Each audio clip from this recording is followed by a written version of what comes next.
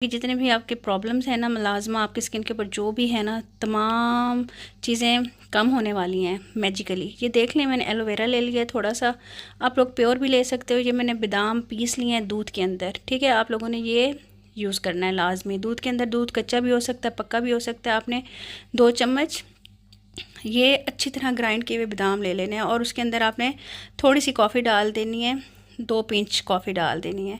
हम एक फेस के लिए बना रहे हैं, आप देख लें। अच्छा, ये कॉर्नफ्लोर है, ठीक है।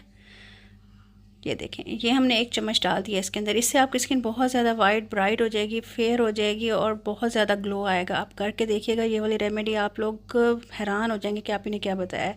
अच्छा जी, ये खीरे का पानी है। मैंने खीरा कद्दूकश कर लिया था, उसका मैंने रस निकाल लिया था हाथों से स्क्वीज़ करके। आप लोग भी ऐसे इजी वे में निकाल सकते हो। इसके बाद ये देख लें, ये आलू का पानी है। आपको पता है आलू जब रखते हैं तो वो ब्लैक होना शुरू हो जाता है, ब्राउन होना शुरू हो जाता है, लेकिन इसके अंदर